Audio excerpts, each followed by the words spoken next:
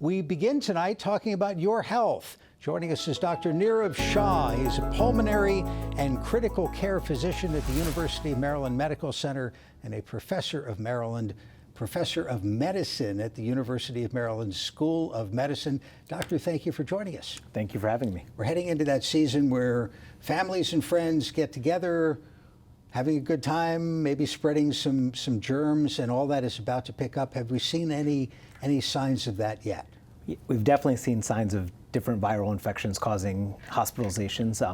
Lately, it's been more COVID-19, but we're going into the season where we're going to see a lot of influenza, RSV.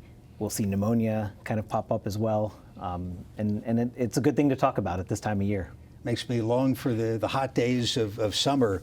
If you were going to design a model to spread RSV, COVID, the common cold, and all that, you couldn't do better than to have the holiday season where people travel, they get into airplanes, other modes of transit, and then they're in enclosed spaces, get together, and then a few weeks later do it all again. Is that why it happens this time of year? It depends on the different viruses that you're talking about. Some of them have a seasonality to them. So influenza, for sure, we see the seasonality kind of coming around this time of year. And so this is why the big campaign to get your flu vaccine at around now, maybe a little bit earlier than now, is a good idea. But I think that some infections, there isn't a seasonality to it. So getting protected kind of early on and doing the common sense things to protect yourself and others is a good idea.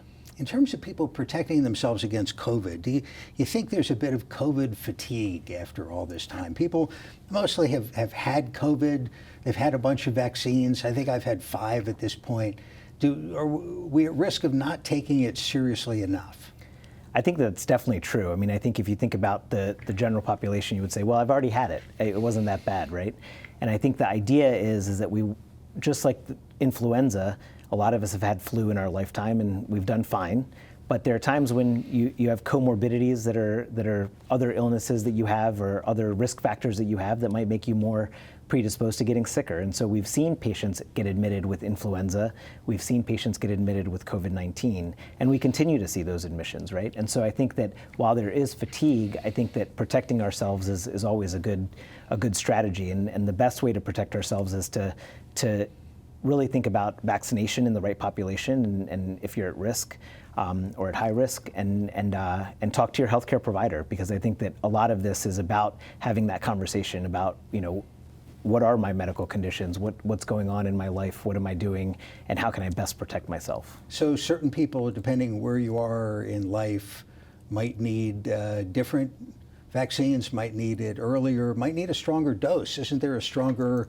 version of the flu shot for older folks? There is, definitely, because we know that age as well as other medical conditions can increase the risk of getting hospitalized with influenza and potentially having a worse course, right? So some patients will get influenza and they'll fly through it. They'll feel bad for a few days and then recover. But then some patients end up getting hospitalized. They might even get a super infection after influenza or pneumonia that can cause a lot of issues in the hospital setting as well. What would you say to someone who thinks, I know there's a flu shot, but I also know that there's Tamiflu, an antiviral to treat the flu, and if I come down with it, I'm just going to get the pills.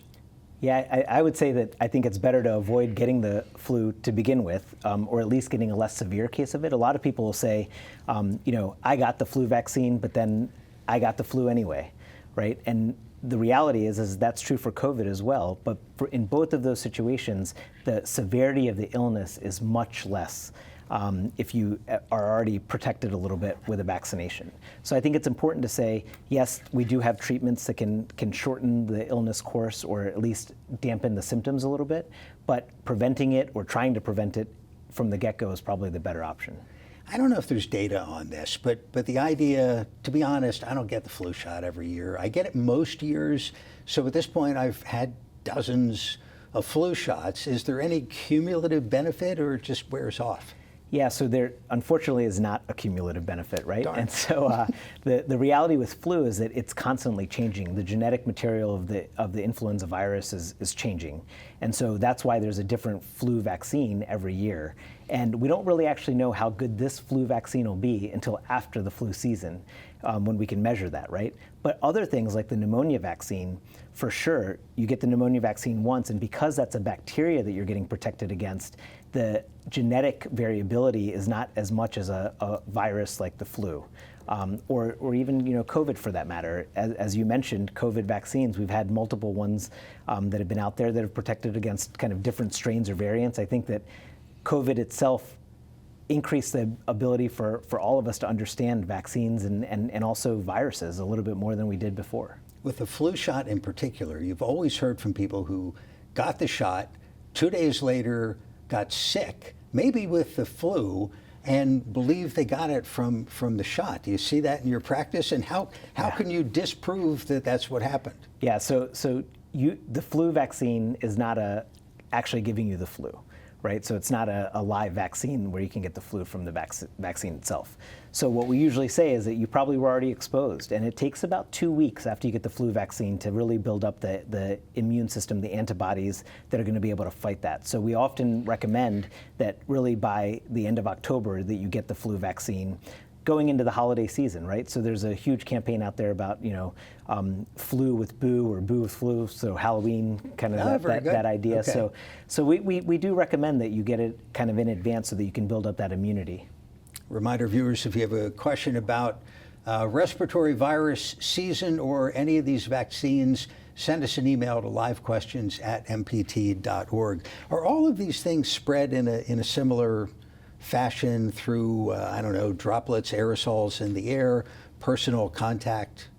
Yeah, so the viruses for sure, right? I mean, surfaces that we touch, people that we're interacting with, as you mentioned, kind of the tight quarters of airplanes and being in line to get on the flight itself and really waiting on the tarmac, et cetera.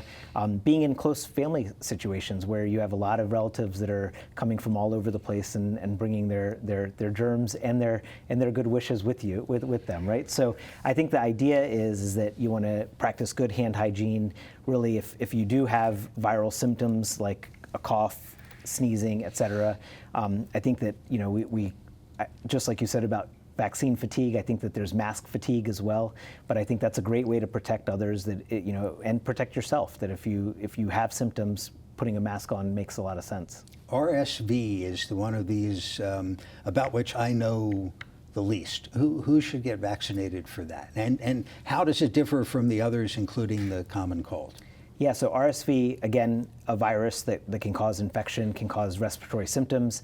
The reality for RSV is that we say that if you're over the age of 75, you definitely should be vaccinated against RSV.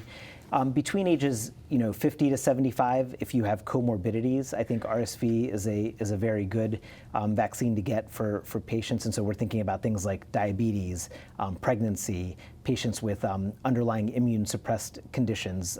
We see a lot of patients that have medicines that cause their immune systems to be suppressed. So RSV is a good option. Again, I'm an adult doctor, so I won't speak to the pediatric world, but RSV is a common one that you see in kids as well. And so vaccinating your children as well might be a good thing to talk to your pediatrician about. Viewer question. Viewer wants to know, should I wear a mask to stop transmitting respiratory viruses or wear one to keep from contracting one? And I think I know the answer to that. You can do both. Right. You can do both. I think that if you have symptoms, for sure, wearing a mask can protect others around you. If you're trying to protect yourself, then having a mask, it's not foolproof, but it definitely will reduce the amount of inhalation of particles that could cause infection. Let's talk about over-the-counter meds. I mean, if somebody comes down with something and it's not serious, it feels like the common cold, maybe it is the common cold, what works to get through those tough couple of days? I think if it's a viral infection, I think a lot of hydration, staying hydrated, kind of keeping up with your diet and kind of things like that.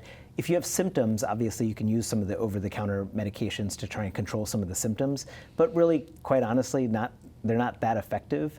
A lot of people take them, but I think if you're having body aches and things like that, taking some medicines to help with that, if you're getting something over the counter, like Theraflu or something like that, it'll have a bunch of ingredients in it, so you want to be careful a little bit about what you're taking, but I think that they can control some of the symptoms, or at least attenuate some of the symptoms. Now, how about if it's worse than that, and it gets bad, and the trend is bad, and how do you know when it's time to get help? And how do you know whether it's a trip to urgent care versus your emergency department? Yeah, those are good questions. I think that in terms of the severity, if you're having shortness of breath, if you feel like you're not catching your breath, if you feel like your chest is tight and you're having difficulty breathing, those are all times where you need to really get seen by a professional. In terms of urgent care versus going to an emergency room, I think that the reality is that urgent care might be faster, and they might be able to test you pretty quickly and kind of get you what you need from a medication perspective. In terms of the emergency department, if your oxygen level is low, if you have comorbidities that you know are going to predispose you, like immunosuppressive medications and things like that, I think going to an emergency department where they might have more facilities to test for different things could be a good option. And if somebody's in that situation, pre-existing condition, should they have the fingertip pulse ox thing? Almost all of my patients do. So I'm a pulmonologist, and I see a lot of patients with COPD, asthma, a lot of patients that have had a lung transplant, for example, and all of them carry their pulse oximeter with them. Now, if you have one at home, I think a lot of people do from COVID. I think that it's good to put it on your finger and see what it says. But I would rely on how you feel. If you're feeling terrible and you really feel like you're not catching your breath, that's the time to get checked out. Dr. Nirav Shah with University of Maryland Medical Center. Dr. Happy holidays. Thanks for stopping by. Thank you so much. It was a pleasure to be here.